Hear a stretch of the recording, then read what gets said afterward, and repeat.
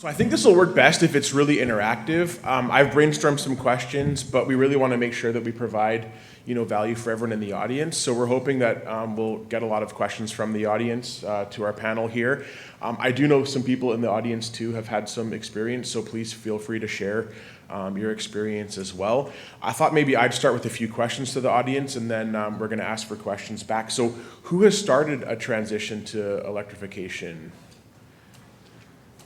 Okay, that's good. And maybe what's inspired your transition? So why have you moved that way?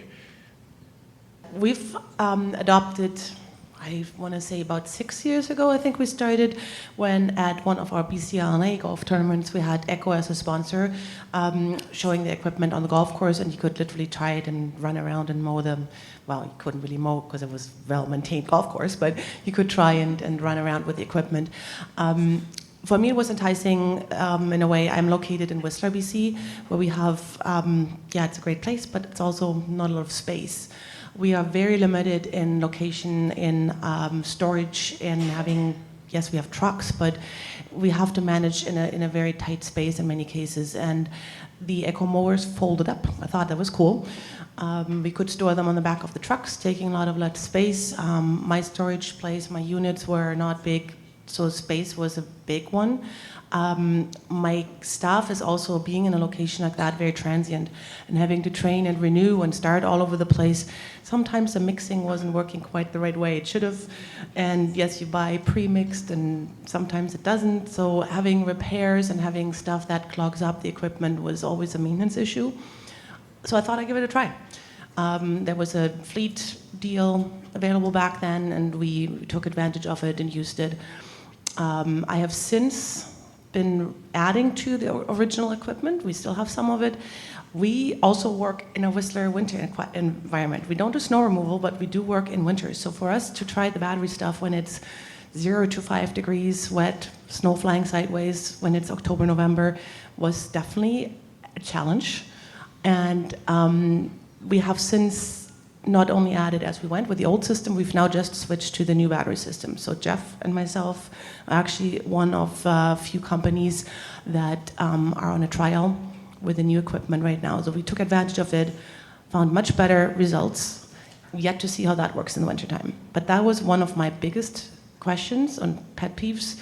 There's obviously more, the equipment is plastic, not maybe as sturdy as some of the other one. And the secondary was really the temperature for the batteries. Outside in 30 plus degrees, 40 degrees, outside at 0 to 5 and wet, cold, crappy conditions. How's that been addressed over the years with the equipment? Or have you had other people, I guess, the Calgary question would be right there. How has that been operating in different temperatures? So my experiences with electric vehicles specific, not equipment, but in the very cold temperatures of Calgary, we get minus 40 for a couple months at a time. When you're charging those EV batteries to 100%, you'll see it drop about 25%. And if you want to be comfortable, aka not freeze to death, that drops another 20%, aka turning on your HVAC, turning on your heated seats. Turning on your heated steering wheel and heated seats is a much more efficient way than having hot air blasted at you inside an EV. So most EVs come equipped with that type of equipment as standard. Do you want to comment on the equipment side? Yeah, on the equipment with operating in extreme temperatures, we're talking about battery technology, not necessarily the equipment itself. And lithium-ion batteries just do not do well in extremes, period. So we try to do as best we can in terms of how we put what software and how it's managing the actual battery. But if you are super hot or super cold, it's the same as what you're going to find in your phone. It's the same as you're going to find in a car. If it's that battery technology, that's going to be the result. I will say that in your climate, it's also very damp. So it's very important in a very humid environment, and it's very humid around the lower Vancouver mainland. We had difficulty with snowblowers there, for example. Some of them, if they're not quite sealed hard enough, the moisture actually shorts out the battery connection to the actual machine, and does weird things. So making sure the battery is protected from moisture is something that you have to keep in mind. Leslie, question in the back. So you're saying that we need to make sure it's sealed, or you're doing a better job of sealing it? I just know that my guys have been shocked several times, and to the point that Adam was afraid to handle it even in the summer. But it was a winter problem, definitely. It was from the hydrostatic buildup. It wasn't a Toro, so that's why I'm asking. Thank you. You're welcome. There is a shock that can happen. We know this from some of the handheld blowers, for example. There's a lot of plastic around them, and it's not. It's actually a static electricity that's causing a little to your arm. Yeah, and they've dealt with that, and basically when you manufacture a product, you're not making it always for the extreme. You're trying to figure out what's the central core customer need for this thing, and so then these little problems pop up, in the different areas. But I know that for ours, that goes back to R&D, and that's been overcome now. It's not an issue now.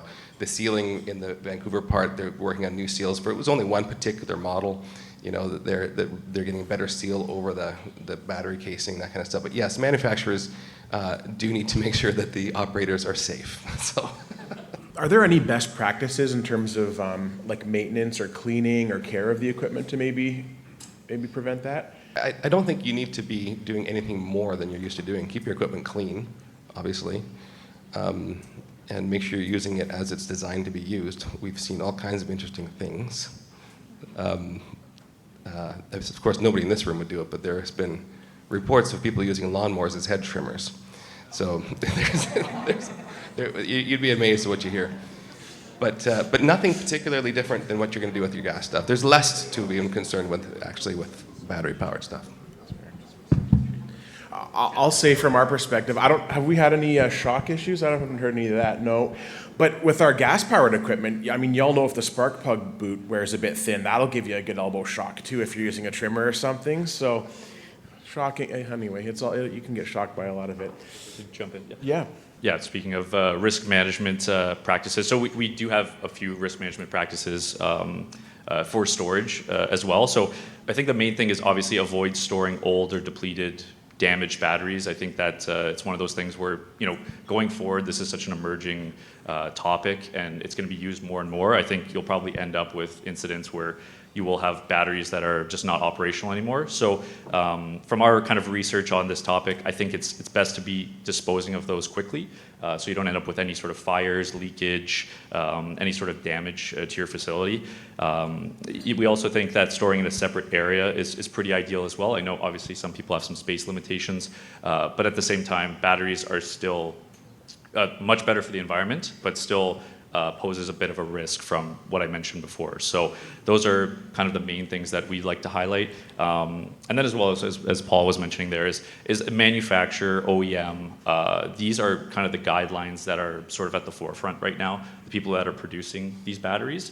And because it is such an emerging sort of area, that's pretty much the best we can do is to follow those kind of guidelines because they're creating it, they're at the forefront of the evolution of these lithium-ion batteries, smaller batteries. So that's actually what we recommend as well, is following the best practices of the manufacturers. Back to Heike. Back to the storage, and that goes for charging while they start charging back at the shop in my case.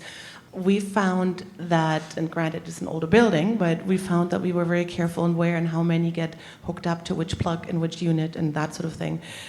We are able to put them at clients' houses when we go. We bring a charger along and charge while we're going, so not all have to be recharged every night all the time, but it could add up. And that's all of a sudden drawing a lot more electricity on the building. I know Stratas are talking about electrical reviews and whatnot to make sure you can for EV charging, but that now draws a lot as well. So it's not EV only, it's also electric equipment. Any points, tips, hints on that from your end?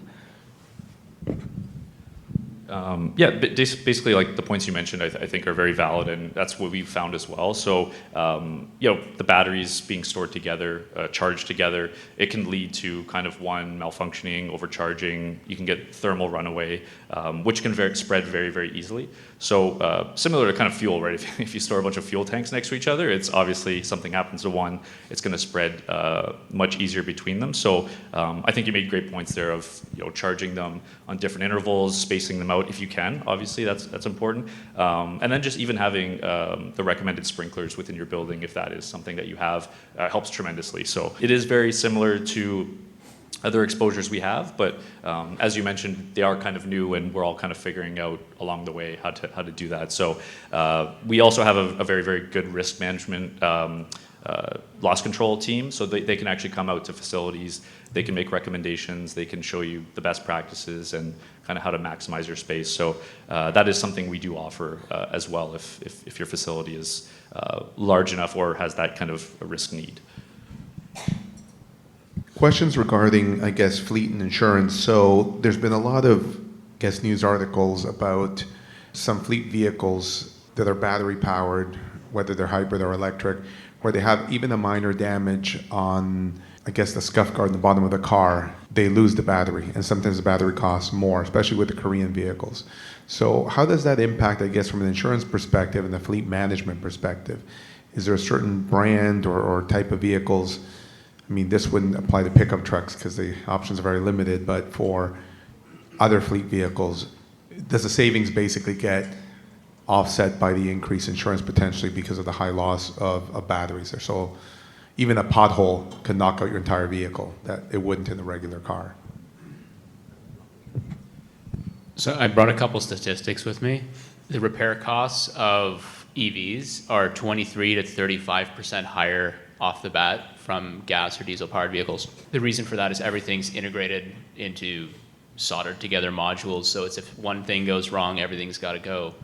And to your point, and I'll let Josh speak to it, but from an insurance company's perspective, they'd be more willing to replace the whole battery to make sure that when they put you back on the road and you're made whole, that there's no liability left on the unit. They want to, relinquish themselves with that. So the fact they have to replace the whole battery is due to the fact that the way it's connected to the whole system. That's not a failure of the manufacturer, but that's just part of the design, and it's just insurance company's response to that.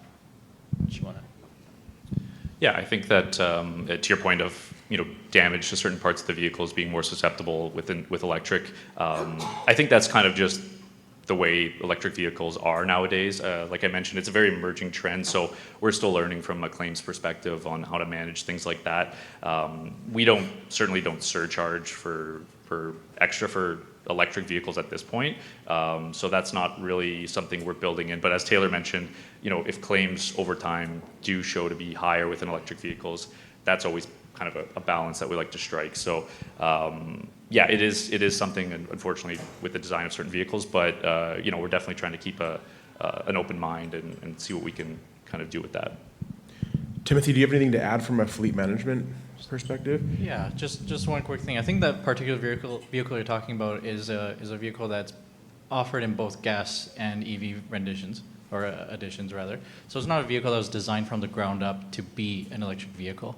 And so as a result, they did not account for shielding that battery. They kind of stuck it where it needed to be at the bottom of that vehicle. From a fleet management perspective, we recommend vehicles, and we're very aware of these issues, and we make that aware to clients when they're selecting vehicles that are appropriate for their use.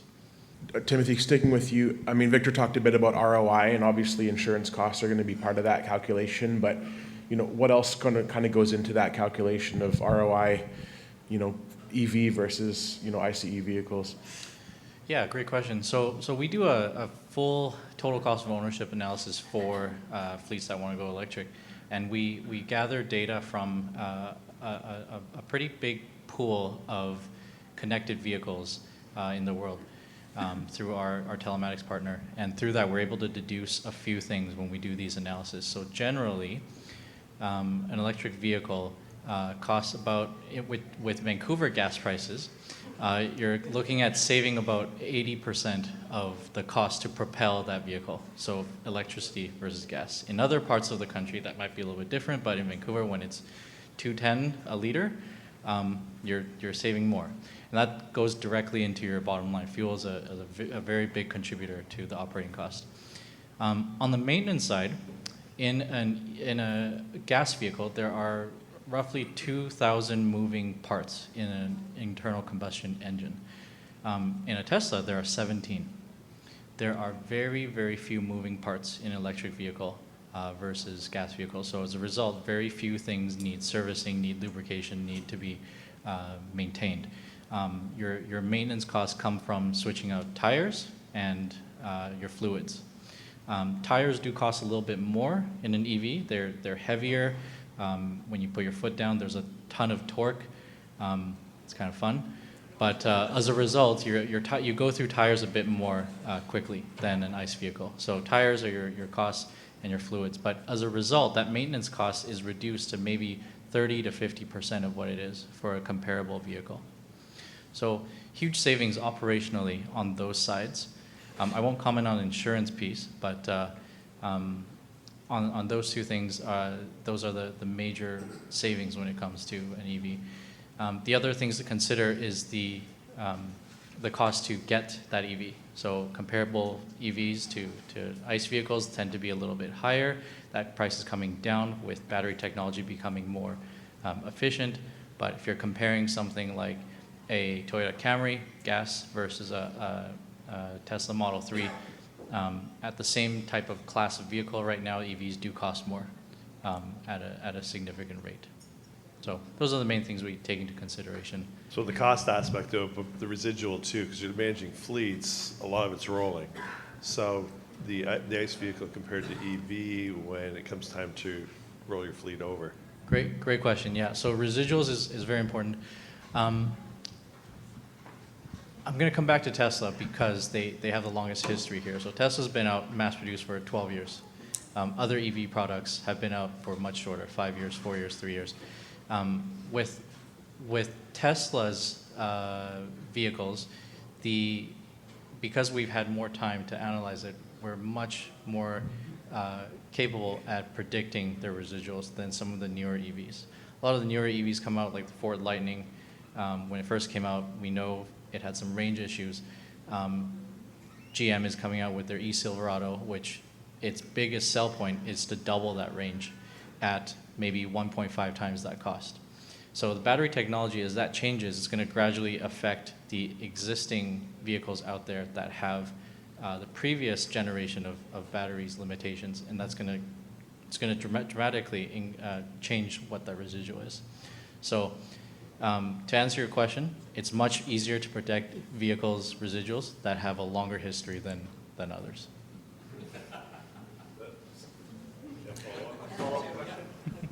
To that one? Yeah, follow Okay, up. Alan's got a follow-up. It's just because the battery component is so much of the vehicle cost. So, and I have a few friends that own car dealerships, and the biggest thing they keep saying is stay away from the used electric because you're buying next generations, which is really impacting. Your other one's true too, is as soon as a better battery technology comes out, or we all heard the Ford story, and I know Ford dealers, they went from you couldn't get them to now they have a whole bunch in their lot that they couldn't sell. But it's more, a gas engine goes on and on, or a diesel engine goes on and on. It doesn't have this recycle component that's so expensive at 100,000 kilometers. How does that impact your fleet maintenance, or not your fleet maintenance, but your fleet operating costs? Because ownership of the vehicle and the fuel you put in, maintenance is all part of the equation for business. It is. So we take into account your operating costs as well as your marketing values at the end of the life cycle to give you a projection of where that break-even point might be to compare switching one vehicle out to be an EV versus keeping on the same path and continuing the ICE vehicle trend. And it varies for where that break-even part is, or even if that break-even point comes. So I'll give you an example. Typically the more luxurious the EV that someone's looking to get, so a BMW i4 or an iX, the more luxury vehicles they are, you typically don't see a break-even point just due to the high initial cost of that vehicle. But when you start looking at Ford Lightning Pro or a Tesla Model 3 for specific use cases, comparing to their ICE counterparts, the The break-even point occurs somewhere between year 3 and year 5, depending on how much you drive it. And that includes the cost of putting in charging stations to accommodate for those refueling, quote-unquote, needs as well. We typically depreciate the vehicles pretty harshly when it comes to EVs, pretty harshly, just to be on the conservative side. Again, I don't claim to be a remarketing expert. I rely on remarketing folks to do that, but it's easier to do when there's a lot more history with that brand. And I'll just add one more thing. Changing rebates. The rebates out there that change also affect the resale value as well. Manitoba just got their first rebate, $4,000 from the provincial government that they didn't have before. BC changed their rebate as well. And then as soon as those figures change, the remarketing values of all those used vehicles on the lot get impacted as well. Just to change topics a bit, Jeff, my question's for you. Just because you're in the maintenance industry and you said you're sort of adapting it, how much have you adapted and how is your staff adapting it? And in the real world of using EV equipment, do they like it? Or are they like, oh, it's raining outside, let's take the gas mowers today and leave the batteries behind? So I've got like 3 or 4 questions for you, but I'd say I want to know what your experience with it's been. Are your staff adapting the battery operated equipment? Are you adapting it? What's the cost to get into it? Do you see yourself moving to all battery? I mean, there's just so many questions as a maintenance guy who's sort of in that transition. So some are, myself, I'm on the older end of things. I'm like, oh, I don't know, I'm going to be retired in a few years. Do I want to change my whole fleet over? Probably not. But there's things like battery operated chainsaws that are amazing. So are you sometimes like half and half? There's some equipment you've adapted, some you're not. Or do you have, say a crew that's all battery and some that are not? And how are the homeowners adapting? Do they like the battery operated equipment on their properties? And then another sort of part to this too is, if you've switched over to battery, are you at the point now where you're 3 or 4 years into it and you're like, oh, these batteries are dead now, I'm going to spend more money to get updated batteries and new equipment, and is the cost of that worth it? Or you're like, you know what, we've spent $100,000 or whatever amount of money you spent on it, and saying, okay, we're going to replace this battery mower, but I'm not going to get a battery because it didn't really work. So there's a lot of questions in there that maybe you could just enlighten us as a group of what it's like operating a business, trying to transition into this. That was a lot of questions. Yeah, there's a lot of questions in there. So I think we're getting pushed a little bit. So I know in our region, there's some looming regulation. The Mayor of Vancouver, or the old Mayor of Vancouver, said by 2024, all equipment used for landscaping had to be electric. We got a new mayor that is a little bit more business friendly, and he said this needs to be a regional thing because you cross into the suburbs, the rules change, that's not going to work for business. So our regional district now has struck a task force that's kind of working on regulation. So I don't know that it's going to be a choice for all of us. It's sort of part of that answer. From a customer standpoint too, I think we're getting pushed into it. There's no doubt that the customers are enjoying the quieter equipment.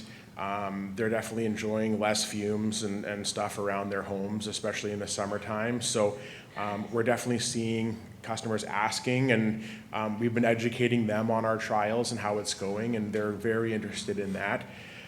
In terms of the costs and battery cycling and recycling and all that, we're still figuring that out, to be honest. We're kind of into, I guess, year 2, maybe. We kind of did a soft launch, but kind of year 2 of our trial, and that's definitely what we're trying to figure out right now is, costs related to loss of efficiency on site, also costs in terms of having to replace batteries and stuff as it goes on. But in terms of some of your original questions, in terms of the staff and all that, we can ask my staff because they're over there. I don't know if someone wants to. I use electric equipment a lot. This is my 2nd year using it, and I'm very excited. And customers are excited about that. So it makes my work easier, and for me, I would never go back to gas, except blowers, during winter and fall, because it has the power, but the lifetime of the battery isn't there yet. But I didn't have any issue during rain, during spring, and we abuse the equipment. A lot of our mow days are cutting in the rain in Vancouver. So. Yeah. Well, that was an issue, right? Like cutting in the rain, and then also the ability to vacuum up leaves. We thought would be an issue, but Definitely some brands are performing better than others. So I remember talking to Yuri a few years ago because we had sort of gotten the press release on the move, and we were talking in the shop, and he says, "Jeff, what are we going to do? Like, how's this going to work?" And he was one of the first guys to put his hand up and say, like, "I want to be in on this trial. Like, I want to get my head around it." And you can see he's definitely a supporter. Shelley, Tamara, do you have anything to add? In terms of how we've rolled it out, we've trialed different brands, and in order to try and get we picked 5 different trucks. There was 4 last year. We kind of are just rolling out 3 this year. And we took our maintenance gas equipment and basically just got the comparable that was on the market in electric, and tried to only have the electric equipment on the trucks. I mean, as Yuri said, for the battery powered blowers in particular, it's really difficult to kind of get your runtime for a day out of them. So we typically carry a gas blower as well, just kind of as a backup. And then ergonomically, we use single-sided shears or power pruners. So we had we had 1 gas-powered set and 1 electric-powered set on each truck as well as we kind of rolled it out. But in terms of the line trimmer, the blade edger, and the mower, it was just them on the trucks, so there wasn't a backup of just having a gas blower there. Now, that being said, we've only run it from April 1st when we kind of do our spring load up of all our trucks. We're only running it from then through until about October-ish. The mowers and the lawn care equipment will stay on through until kind of our final cut end of November. But in terms of blowers, we're probably going to have to switch on gas blowers end of September. I would be guessing back onto the trucks to get a second one. And that kind of ties in with what Jeff was saying with kind of the new regulations and stuff that's kind of coming into play. The more recent talks that I had, it was kind of April, May that we were thinking about okay, if we go full electric, that can only be feasible for a certain portion of the year at this point, because when we're getting through that wetter fall kind of into December season, it's still not feasible. So maybe we structure, or not we, but maybe they, whoever creates kind of the bylaws around it, maybe keep that in mind so that in the summer months when we're active and we're out and doing all of the different, you have more tools on the truck, number one, but doing more of the maintenance tasks, and there's more fumes and there's more noise around that are kind of tunneling up through those towers in downtown Vancouver, for example, that's minimalized during the summer, but then kind of in the winter when windows are closed, when people are indoors because it's more rainy, then it's not kind of as bad when we're having to pull out those gas-powered blowers. I have another question for her. So on my staff as well, I have female employees, and some of them are pretty tiny, but weight is a big issue. And I'm just wondering how you find battery operated versus gas powered with the weight of the equipment that comes in. For a lot of, we basically have used different battery sizes. And I think Yuri can talk, and throughout all the different brands, just using the smaller batteries in, say, the line trimmer, definitely the smallest one in the power pruners. I think, having done some work with our safety manager, there is going to be a lot of, I would say, restructuring and retraining going to be required for the power pruners, but that's just because it's the different body movements and getting used to a different tool and different practices, and the weight point is slightly different, but for the most part, I feel like it's just getting your body used to something different. If you're starting off using only that machine, then your body's going to be predisposed to knowing how to kind of hold it and position it versus a changeover. That's my perspective, at least. And then for the blowers, they are considerably heavier. So a gas-filled still blower, the 500 BR, that's about 28-ish pounds when you put it on your back. With the battery and the backpack for the still blower, the big battery pack, that's 37 pounds. So it's quite a bit heavier. But I know for Still and Makita that have both of that kind of backpack style, they've thicker straps, and they kind of have the hiking backpacks, so it straps around the waist. And I know that Makita also have like a strap that ties across the chest as well. So like the weight is distributed better and there's more padding to kind of alleviate that. And it only runs for an hour and 15 minutes like currently anyway, so Great. you're not having it on for 8 Great hours. questions. We're going to have to cut it there because the buses need to be loaded. But the great news is our panelists are all sticking around. We also have Paige Doyle from Jim Pattison Lease that's able to handle a bunch of truck and vehicle related questions as well. If you want to talk to my staff, go at it.